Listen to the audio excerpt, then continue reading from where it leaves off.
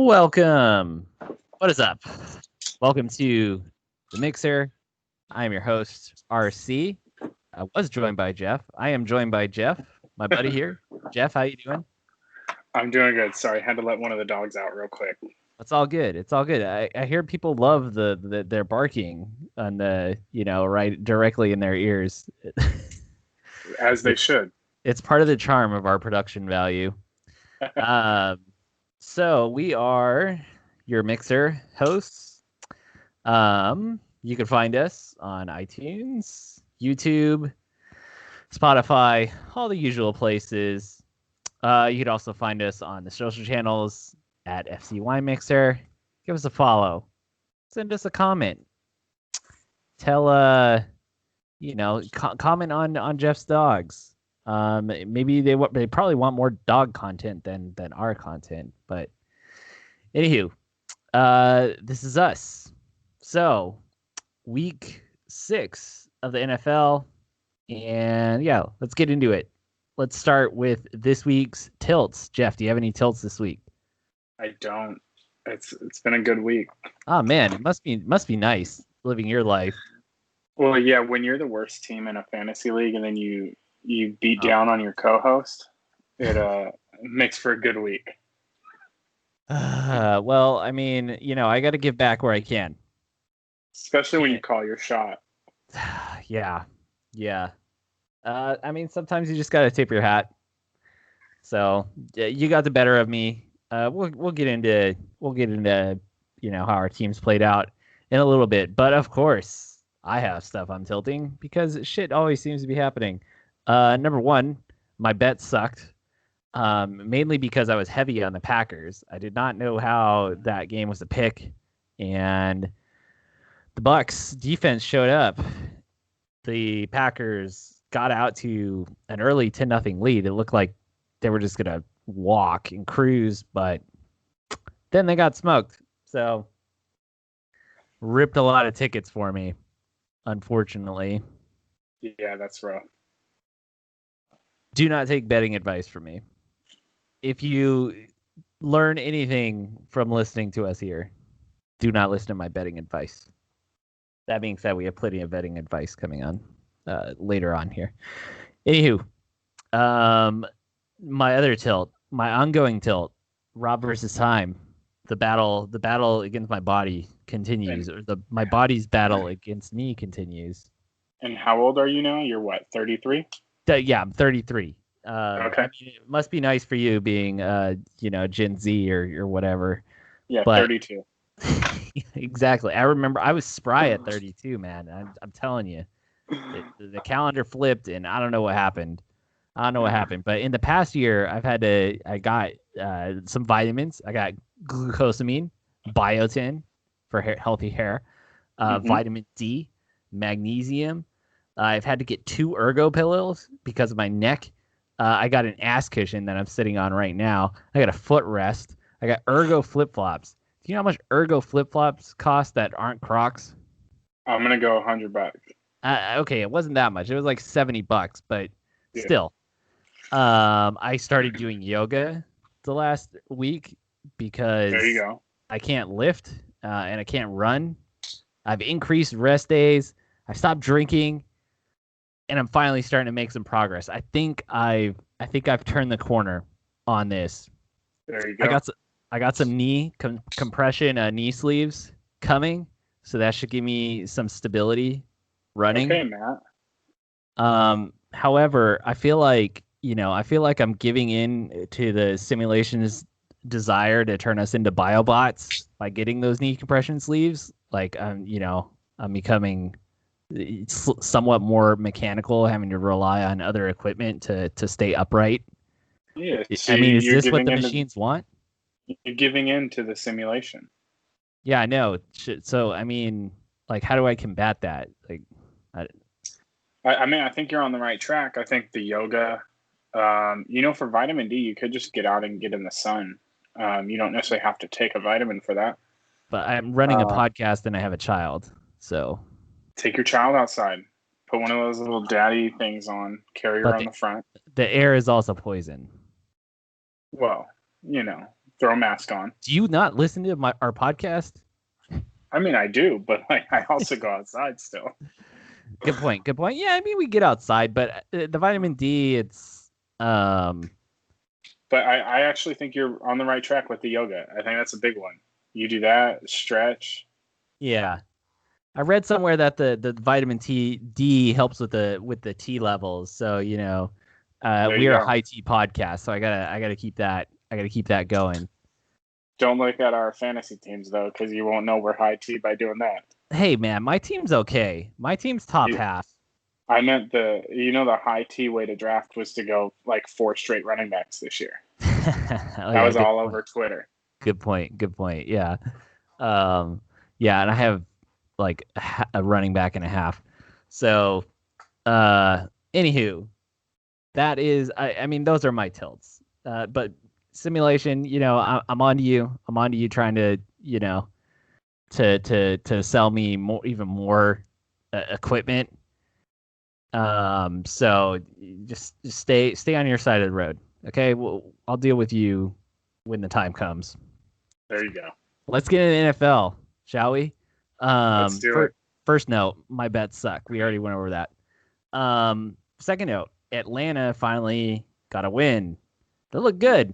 They seem to be a different team when Julio's in there. Matt Ryan didn't look like a joke.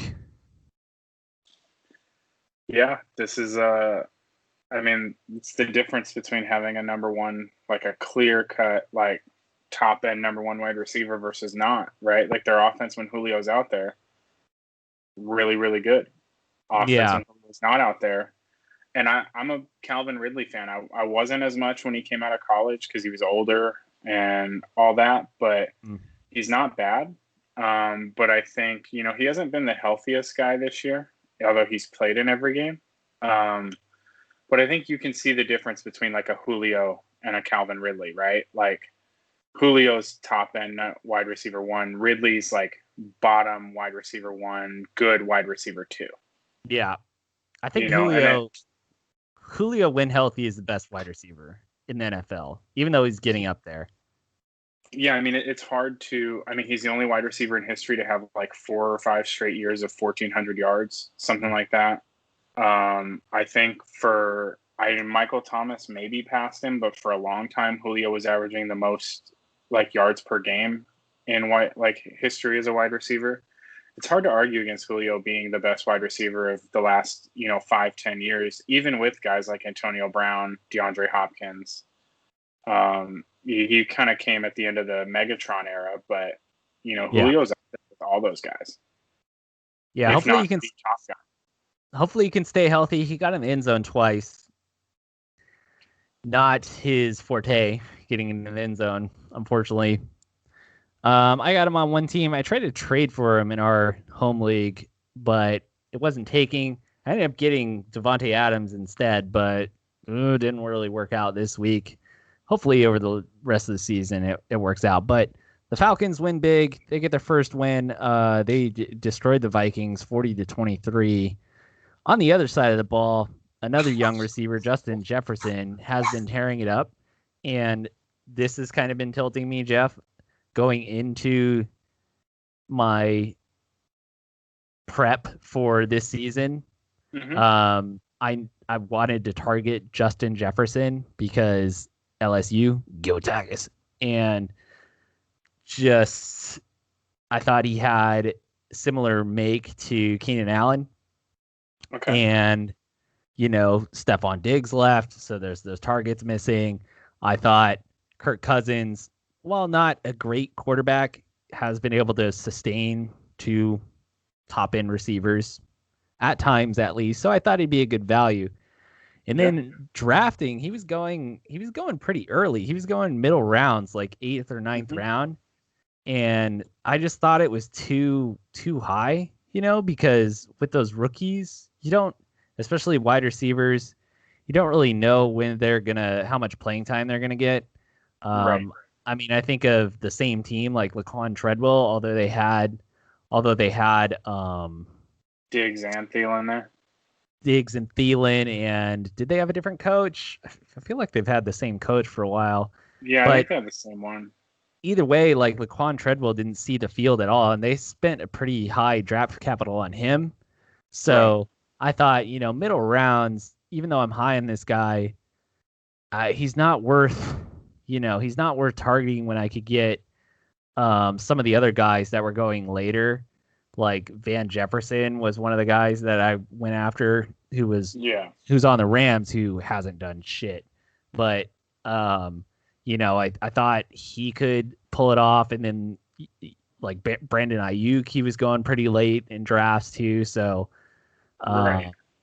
or even like Chase Claypool was way down my list, but somebody who was on my mind as like those later round targets. But I mean, Justin Jefferson has been amazing. He's exceeded a lot of expectations, and those who were brave enough to take him in the where he was going, well done, well done. Imagine him being the only good player on your team, though. That'd be rough. That'd be rough Yeah. to like nail maybe the steal of the draft and just be middling in the standings. Yeah, that'd Anywho, be tough. yeah, that's like me getting Lamar Jackson last year and missing the playoffs. You have to try to do that pretty It much. happens to the best of us. It does. So moving on from Atlanta, Minnesota, we're not going to touch on all the games, but just kind of ones that stood out. So Brady looked great. He smoked Aaron Fraudgers. I just wanted to sneak in that pun. I know you did. 38-10. This game started 10-0, and Packers, and the Bucks put up 38 unanswered. Aaron Rodgers finished with like 5 fantasy points, and that defense looked legit. And yeah, Brady seems to always have defenses that overperform, if that makes any sense. Yeah. I mean, I guess when he was kind of in his prime for New England and they were putting up a ton of points, the defense wasn't overpowering. I'm just curious if how much team defenses are either helped or hurt or negatively impacted by quarterback play. I mean, it makes sense time of possession, but I mean, do you have any thoughts on this? So I would assume, just haven't really looked into it research wise or anything, but I would assume that quarterbacks that are better at controlling the ball or better at converting third downs tend to have better defenses. Just because those are probably better teams, right? But B, because like you said, if you can control the ball, you keep your defense off the field and the other team can't score, right? Yeah. And you can keep your defense fresher. So I do think there is a little. I think your theory is probably along the right lines. You know what I mean? That I think better quarterbacks can have better defenses, but we've also seen too that Peyton Manning in his prime had some of the worst defenses. Right. So I doubt the correlation's huge, but it's probably decent. It could be related to style of play though, because Brady's never been that kind of down the field quarterback. They've been spread it out, dink and dunk with Wes Welker, Julian Edelman over the middle. True. Eat clock, pound it. They've had some guys who can pound the ball. Like LeGarrette Blount. I'm trying to think of some other guys, like Corey Dillon, right, way back. Brady's been around that long. And then they have like the pass catching backs. They had Danny Woodhead for a while. They've had James White forever. Right. So yeah, it's a thought that it's kind of been bubbling in my head. Some of these ancillary quarterback correlation stats, like defense performance, offensive line, and running back receptions. I almost feel like their performance of those units is at least is impacted significantly by the quarterback. Yeah, I fully agree with that. And that's, Brady and his move to Tampa Bay and seeing their defense change from one year to the next got me on that. Tampa Bay's defense has been trending better too, though, the Yeah. last couple of years. And then, they haven't been complete trash. This is true. It's just something I'm going to try to, for my own prep, just keep an eye on and see if this is maybe a trend to exploit for prep for the next season if quarterback moves around and such. Right. Rivers going to Indianapolis too is kind of made me think that way because, they used to have, going into this season, they supposedly were going to have a top-rated offensive line. The offensive line isn't doing that great. Rivers with the Chargers, no matter who was on the offensive line, always seemed to struggle, but then also the backs caught a lot of balls, and in Indy, that seems to be the same. So, yeah. Anywho, just thoughts rolling around in my head. Another game wanted to cover was the Titans-Texans, the most entertaining game of the week. Definitely. The most profitable for me in terms of fantasy-wise. Right. A.J. Brown, who I tried to kind of wrestle away from you, had a good day. Derrick Henry went crazy. That is a grown ass man out there. I hate using that term. Well, I guess I don't hate it. I just feel like it's a little lazy. But dude, Derrick Henry, the man is a monster. He is for sure a product of the simulation. He's the enforcer. If aliens came down from outer space and we had to choose like 3 to 5 dudes to fight in whatever athletic competition the aliens or simulation overlords control, Derrick Henry would be one. John Bones Jones would probably be another, and maybe LeBron, Bo Jackson, and I'm sure we can think of another one. Who's the heavyweight champ? What's that guy's name? Oh, the one that beat Cormier? No, boxing. Oh, the guy that you're talking about that beat Tyson. Deontay Wilder. Tyson Fury. Yeah, Tyson Fury. We'll throw him in there. There you go. Yeah, that's our that's our top 5. That's the God. What is that terrible movie with all those action guys? Oh, The Expendables? Yeah, The Expendables. There we go. That's our Expendables crew. Yeah. Yeah, I'm with you. It's funny because I've never been a big Derrick Henry fan. I'm on team running backs don't matter. Mm-hmm. Even for fantasy to an extent. You're really just chasing the opportunity. And I think where Derrick Henry wins more than probably any running back in the league is he's going to get 20 plus carries every game regardless. Right? True. Like he's had, there was a game, I forget, it might have been their last game before this one where he had like 16 carries for like 10 yards. But then he also had like 2 or 3 big carries, right? And so that's why you chase opportunity in fantasy in general. So he's like great for that. He just doesn't fit the style of player I like because he doesn't really catch the ball. But yeah, the dude is just, you give him 20 carries and he's going to break off a long run somewhere, right? Like he's, I think the 3rd or 4th running back in NFL history to have 3 200-yard games or something like that. And the Titans overall as a team, I think they were the first team in NFL history to have a 350-yard passer and a 200-yard rusher in the same game. They are just, I still don't think they're really the best team in the league. I don't know if they're even really in that conversation, but I think they're getting close. They're taking on the Steelers next week in Tennessee. So that'll be interesting. Yeah, I'm excited for that one. Maybe if we could sneak in a preview show, we could talk more about it. Pittsburgh is favored on the road. They're 2-point favorites, but that'll be a real test. Coming into this game, the Texans weren't doing so well. I mean, they had won the previous week, but still underperforming. They lost 42-36. They made it close. Again, a really entertaining game. We're going to be seeing more of the Titans. So, oh yeah, definitely.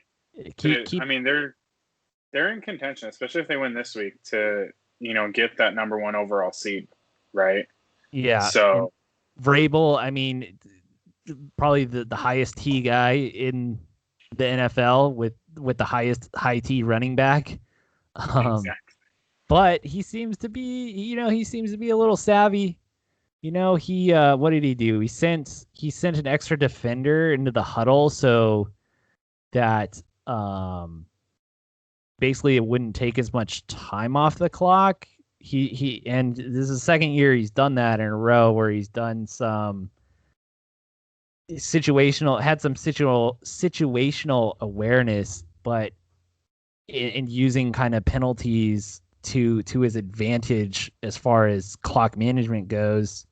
He seems to have, I mean, I would assume it's not necessarily him. He probably has a guy who's giving him this information. I know he's from the Bill Belichick school of football coaching, so I mean, it might have been instilled on him. But yeah, I'm impressed. I didn't think much of Vrabel becoming a head coach, but I mean, Ryan Tannehill's the freaking quarterback, and they're doing this well. You know what I mean? Yeah, I mean, I'm with you. I remember when Vrabel got the job, and like even how he coaches a lot of times, the fact that he's so in love with the run, like he's not really like, in a lot of ways, he's not a like a Sean McVay or even an Andy Reid type Or thing, Shanahan.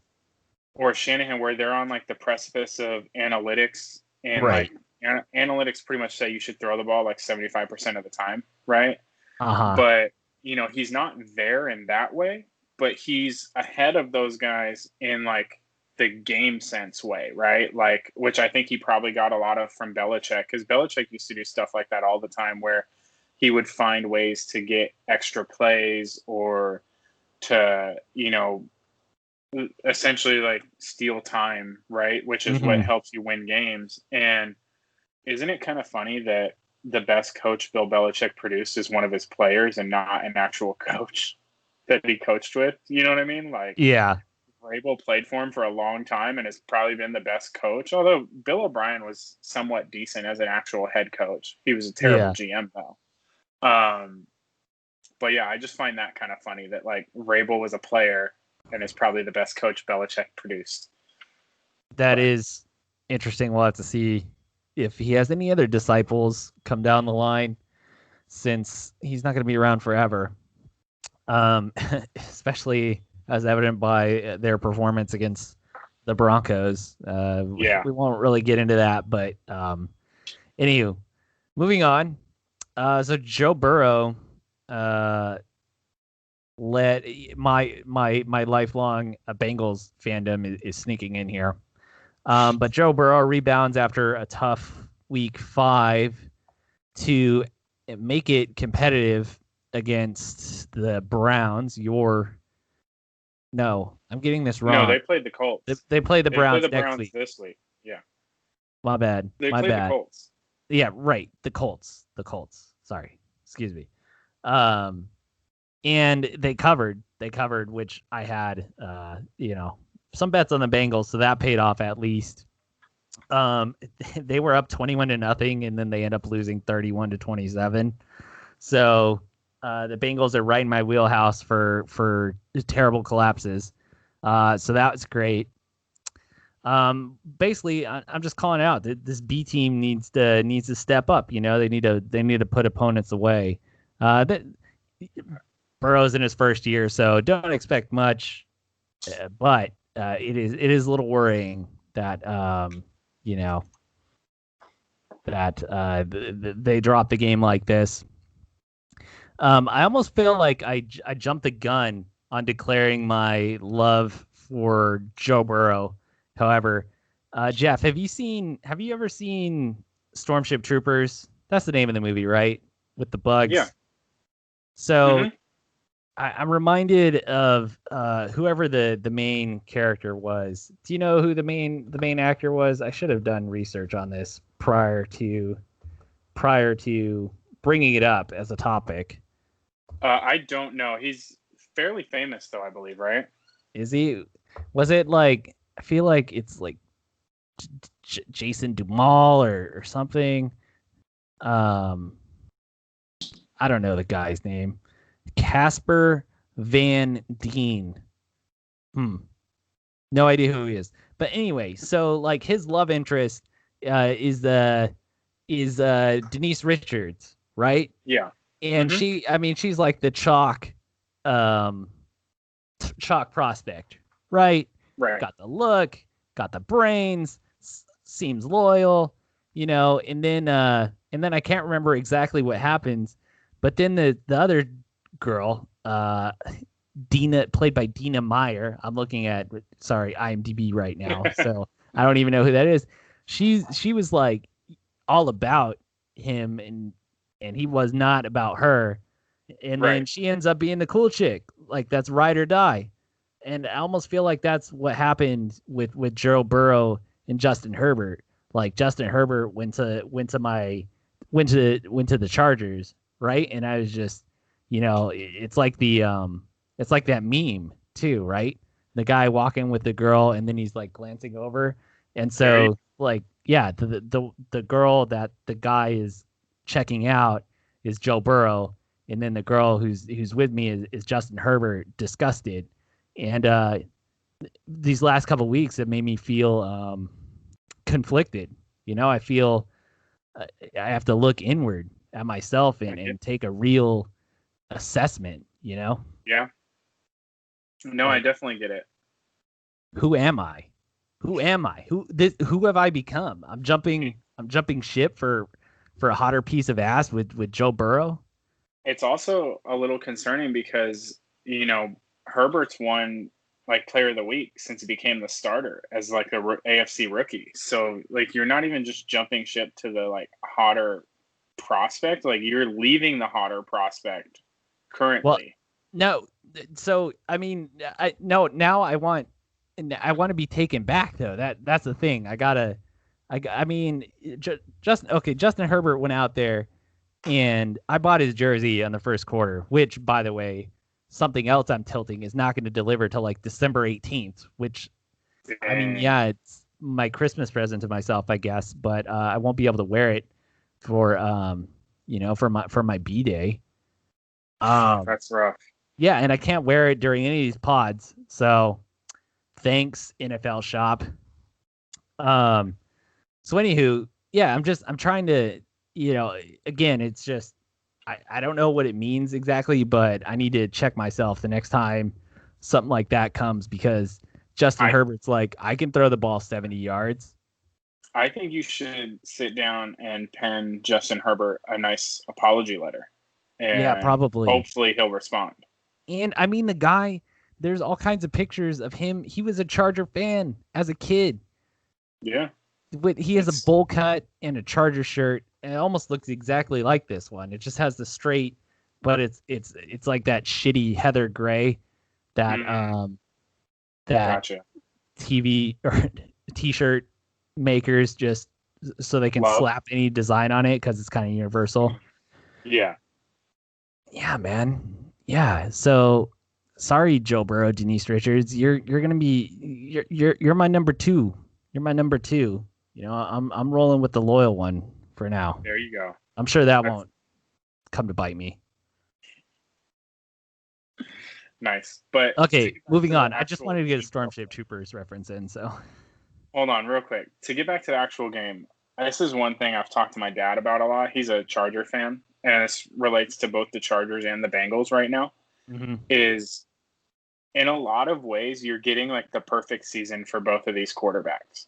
You're losing a lot of games, but they're playing well. Yeah, And that's exactly what you 100% want agree.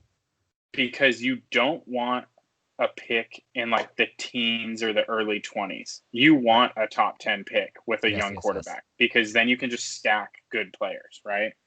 So like this game, although it's disappointing because the Bengals were up 21-0 and then they end up losing 31-28 or whatever. Yeah. But it's almost like the perfect game, right? In the sense, like, you see the offense can perform, you see Burrow can perform, and then you still find a way to lose it so that you keep your higher draft pick. Win-win. Yeah, exactly. I mean, those have been my thoughts being a Charger fan for a while. The year they went to the playoffs recently, obviously, you're rooting for them to do well, but you know, if they can't contend, you just want the young guys to do well. Exactly. And if you root for a struggling team, it's some way to keep you sane, because if you're living and dying by every win like I used to, it's rough. It's rough. Yeah. You'll end up losing your hair, your knees will ache, your neck's gonna hurt, and all that. It's just all that stress, you know. And you're gonna hit 33, and the simulation is gonna be beating you down. Yeah, exactly. Okay, moving on. Let's check in with our fantasy team. So you already mentioned. Here's your tip of the hat. You win. You beat me with like 150 to 133 or something. Yep. I had a chance on Monday night. I had Clyde Edwards-Helaire. I had Kelsey. I had somebody else going. Robert Woods? No, I can't remember who else. I thought you did have Robert Woods, and he just didn't really do a whole lot. I thought they played. But, he was Sunday night. Sorry. No, you had Chase Edmonds last night. Chase Edmonds.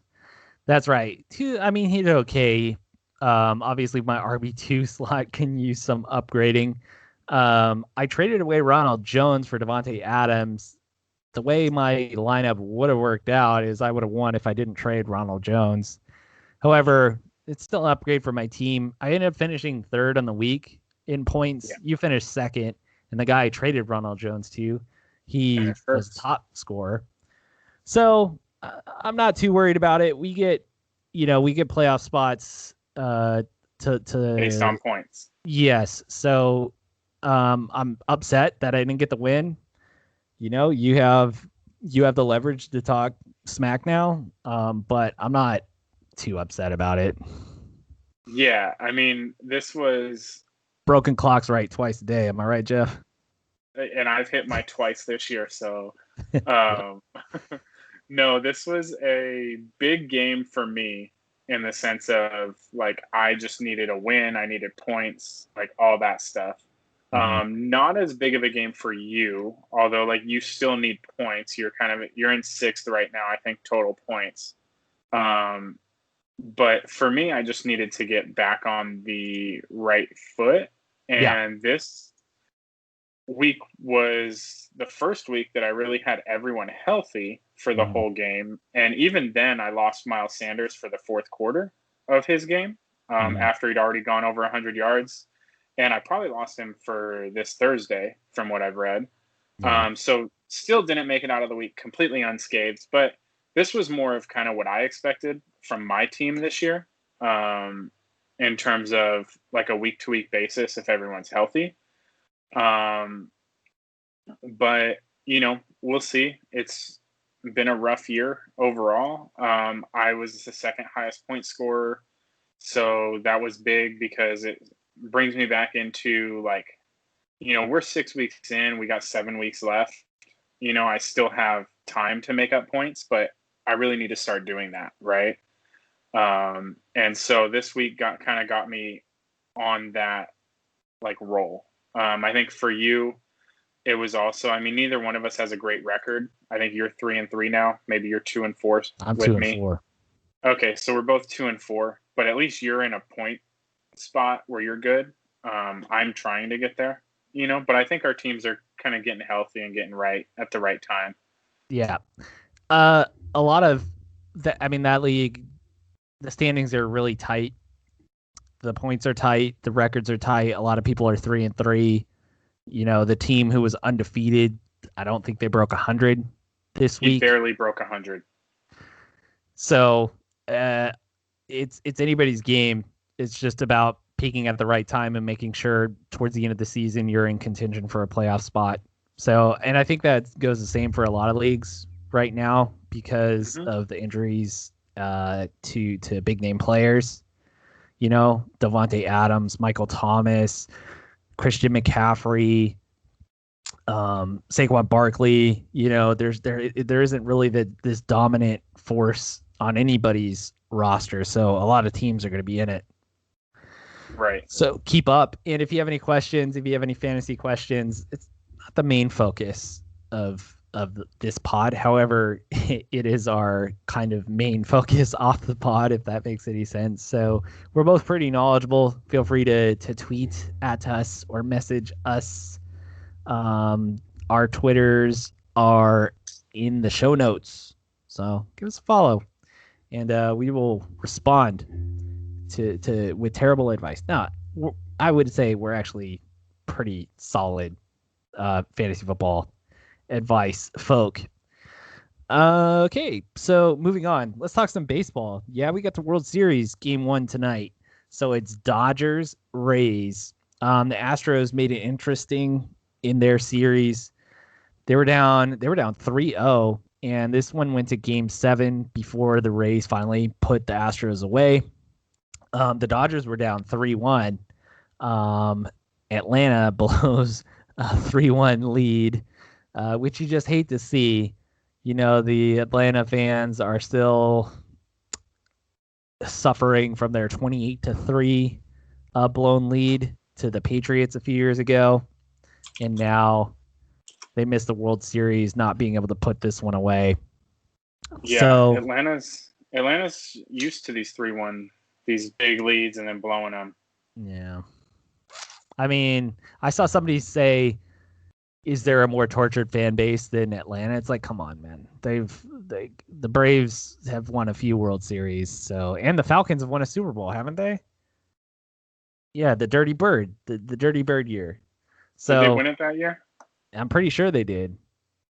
Either way, they got a kick-ass stadium. Their team didn't leave. They are not a tortured fan base. Okay, stay out of my neighborhood with that tortured fan base stuff. If you have a title, if you still have your favorite team in your city, and if you have titles in multiple sports. So the Dodgers were able to move on, thanks in part to Cody Bellinger, who got the home run to put them ahead in like the 7th inning, I believe, against Atlanta. I turned on the game just in time to see that. So I envy Bellinger. I don't know why. He was on my fantasy team when he broke out, and it helped me get third that year, I'm sure. He made the catch robbing Tatis of that home run that could have, shifted the momentum of that series. He's young. He's a good-looking dude. He's got this like stringy build where he's like a rubber band when he swings. He's got such a sweet swing, and I fucking hate him. I cannot. You ever have those guys that you watch and you're just like, man, fuck you, but it's because you're, I don't know, envious, jealous. Anyway, so I put in a bet for him to get series MVP because of course he will. I mean, Mookie might. Who knows? Everyone's on board.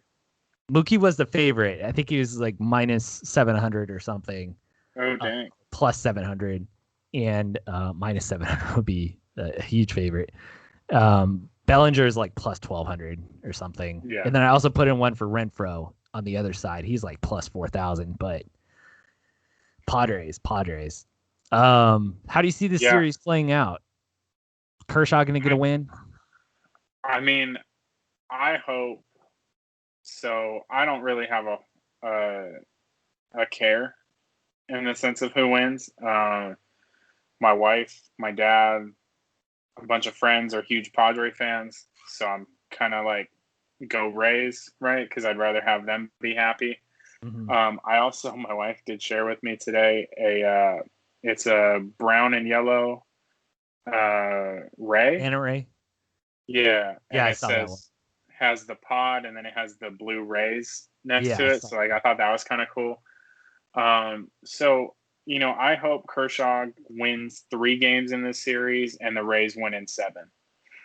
I'm a huge Kershaw fan. I really want him to get a ring at some point. But I will sacrifice my wants and needs for my wife and my family and my friends' happiness. So I'll go over. I think the Rays win it. I think they're a better team. They don't necessarily have the name power that the Dodgers do. But I honestly think this is just going to be a close series. I think it's going to come down to 6-7 games. I don't think anyone gets swept or anything like that. I think the opposite. I think the Dodgers are going to roll. I think this is their year. Quick stat. The Dodgers are number 2 in payroll. They're taking on the Rays, who are 27th in payroll. I believe it's Barstool Sportsbook. Their Instagram had a post saying that the last 14 World Series, or in the last 14 World Series, the higher spending team has won in 12 of them or something. On top of that, the Dodgers have looked like the best team the whole season. The NL has looked like the better league all season. I'm just kind of being bold predicting the sweep, but the way that they closed out the series against the Braves, coming back from a 3-1 hole, the way they dominated the Padres, who arguably were the second best team in baseball throughout the season. The Padres lost some pitching, obviously, and that factored in the way that series played out. However, the Dodgers just looked like they were on another level. So, that's where my money's at. I actually put in a small wager for a Dodgers sweep. Nice. So, my wife, she is a Dodger fan.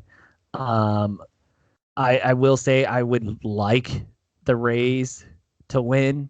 I'm definitely not rooting for the Dodgers, even though that's where my money's at. Because unlike you, I do not care about my friends and my wife's happiness. Because what does that do for me, Jeff? That's all I ask you. What does that do for me? That happy wife, happy life, right? I guess if you're into that. I'm just kidding. She doesn't listen to this anyway. I wouldn't if I were her. But yeah, obviously, there'll be a part of me that will be happy for those people that in my life are Dodgers fans. Maybe they could chill the fuck out about their Dodger fandom in my face if they get their title. There you go. Dodgers can win 1, Padres can win the next 3. There we go. I'm predicting this is going to be the last shit year for San Diego fans, and it's going to be kind of capped off by the Dodgers winning this World Series, walking away. We'll see how it goes, obviously, but that is my prediction. We got a little bit. I wanted to touch on some soccer because it's been a while since we've talked soccer. The Premier League's back into full swing, and it's just there's been some interesting stuff that has transpired. Right now, the table looks like this. Everton is on top. Aston Villa is second. Liverpool is up to third now. Leicester City's fourth. Arsenal's fifth. And Tottenham, just behind Arsenal, is sixth. Everton took on Liverpool. They ended up drawing 2-2. They were saved by VAR twice. Their goalie, what's their goalie's name? I can't think of their goalie. Their goalie came out and took out Virgil van Dijk. They're Liverpool's top defender, one of the best players in the world, really. Wasn't he on the cover of FIFA? I think so. Is there a FIFA curse? I don't believe there is, in the way that there's a Madden curse, considering Ronaldo and Messi have been on FIFA covers like 14 times combined. Makes sense. So, anywho, so they benefited there because their goalie Jordan Pickford, right? Jordan Pickford's there. Yeah. That sounds right. I got it. I didn't look it up. Just anyway. Sorry, I don't know Everton's starting goalie. Sorry. Right off the top of my head. Not committed to memory. But he came out injured, Virgil van Dijk, done for the year. He tore something in his knee. Ooh. Did not get a red card. This was early in the game. And he ended up making a couple of clutch saves. And then Liverpool scored late, I believe like the 83rd, 85th minute. And then it was reversed by VAR saying the guy was offsides. And I mean, it must have been microns you could barely tell. I don't know how VAR works exactly if they're using like lasers and shit. I mean, it looked like the guy's elbow might have been forward, past the last defender's body part, but damn, man. Razor thin margins. I'm a big VAR fan. I think with VAR though, I think the offside ruling needs to change. I know Matt brought that up in our chat a few days ago. I believe after this whole thing happened. But offsides, since they instituted VAR, has just been like, it kills so many plays, right? And the fact that the way they use VAR is like, I was watching last year one time and somebody scored a goal and they went back and looked like 10 seconds prior to that and someone had been offsides, and then there were like 4 passes in between, and then they like take the goal back, right? Yeah. I get soccer's a free-flowing sport, but like I honestly think, I've thought for a long time the offsides rule needs to change in general. I think the offsides rule should just be changed to where the offensive player is past the defensive player, like fully, not just like a piece of their body, not just like an elbow. It's kind of like the wrist. hockey blue line. Yeah.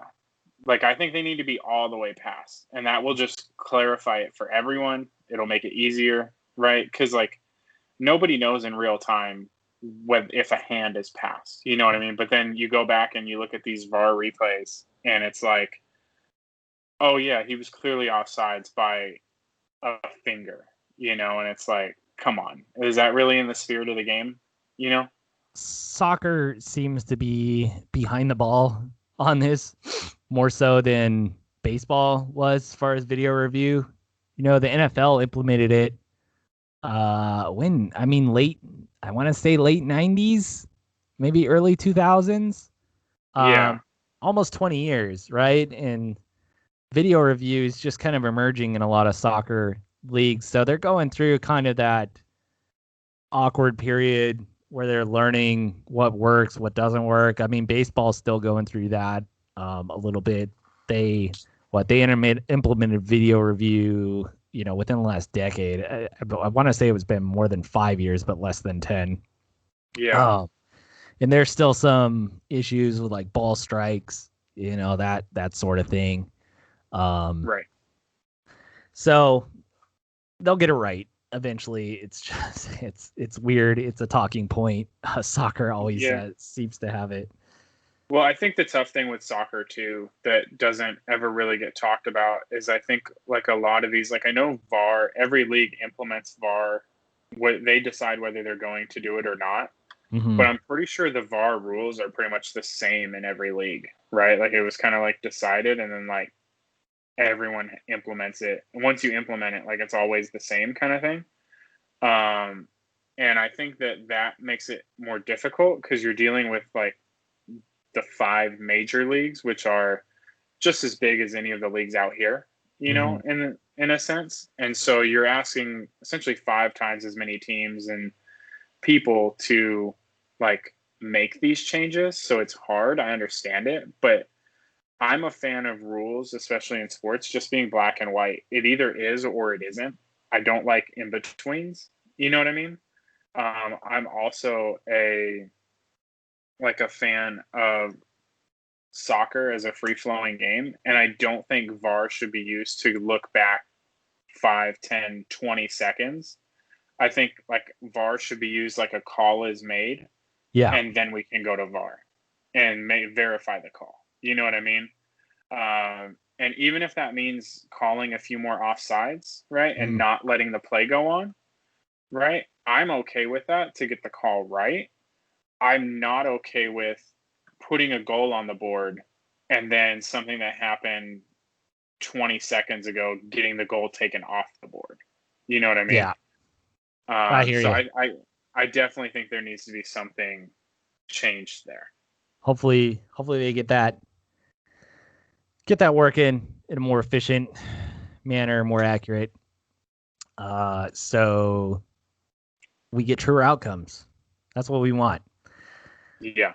Other note here, U.S. players are doing really well in Europe. Pulisic. The debate continues. Is wearing number 10 for Chelsea. Pretty big statement there. The U.S. has 2 players on Barca. There are, instead of single-digit players in Europe making an impact, we're rolling in double digits. So I'm a big national team fan, both men's and women's. So hopefully good days are ahead, and hopefully that'll be more content for us in the coming years. I definitely think this is a good sign for American soccer. Sweet. Yes. Good stuff is coming. 2020 is the last shit year. We're just getting it all out of the way. I did want to touch on Formula One as well. New track. Well, not a new track, but it's a track that it was added thanks to COVID cancellations of other races. It's Portimao in Portugal. It's the first time Formula One has been to Portugal since I can remember. Kind of a boring track. It looks a lot like the Spanish track. But it looks like rain is in the forecast. Might mix things up a little bit. I'm excited. Hopefully it rains. What do you think about this Homer parlay that I'm floating out there? So Leclerc is plus 10,000 odds to win the Portuguese Grand Prix. Actually they wouldn't let me parlay it. But anyway, the other part of it is Arsenal, Chargers, and Bengals. All the money line. I think it's like plus 300 or something. I feel like I want to put some shekels on that. For the brand parlay.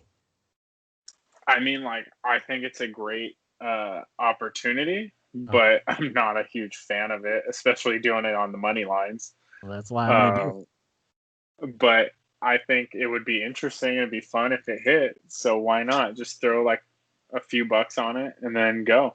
The For the Brand parlay. That might become a regular thing here. Try to make it work. But yeah, if it rains, I mean, I like Danny Rick's chances. He's been showing well in Renault. So, I mean, we'll see. It's probably Lewis Hamilton versus the FIA to decide who's going to win the race. Did you see what I saw a thing the other day that a bunch of the drivers came out and said that it wasn't, I don't believe it was about Lewis specifically, but they said points should only be docked from dangerous incidents and not from like things Lewis has done this year. And so I just thought that was interesting that like drivers, even without specifying Lewis specifically, are backing Lewis in the sense of like, why are you penalizing him for this stuff kind of thing. Yeah. I'm glad other drivers have stood up for that. Nobody has yet to receive a race ban because of those penalty points that you're talking about. I would like to see them do that and then maybe tighten it up because there has been some ridiculous driving that it has been dangerous in the past. So, I would certainly like to see that revised. One thing I do want to see in this F1 race is I want my boy George Russell to have a good showing. He is apparently on the hot seat at the moment and may not be brought back to Williams. And if that's the case, he may not have a seat for next year. Although we're pretty confident he'd still have a seat in 2022. But I mean, dude's good. He's driving that piece of crap Williams, and he's, the car's getting better. The car's significantly better this year than it was last year. It's still bad, comparatively speaking. He'll find a ride. I suspect some of these guys are going to shuffle out. There's going to be some WEC programs, sports car racing, that open up, and I think it's going to shuffle some of the older guys out. Because of the prospect of winning Le Mans for like Peugeot or Toyota. Yeah. We'll see what happens. There's going to be other jobs for them. There's I think apparently going to be a seat open at Haas too. Magnussen's not getting re-signed. I would not want George Russell to go there. I mean, for Haas and like my American pride, which is at an all-time low maybe, but except for the U.S. national team. For his development, I wouldn't want him to go there driving a Ferrari engine. We'll see. The new regs might step it up, but yeah, I'm excited for this race. Hopefully it rains. Tune in if it rains. If it doesn't rain, read the headlines and see if it's. Listen to us, and we'll tell you if it's worth watching. Gotcha. Basically, all right, man. Shall we get some PF Changs? Let's do it. All right. Thank you, everybody, for listening. For Jeff, for me, RC. See you guys next week. Adios.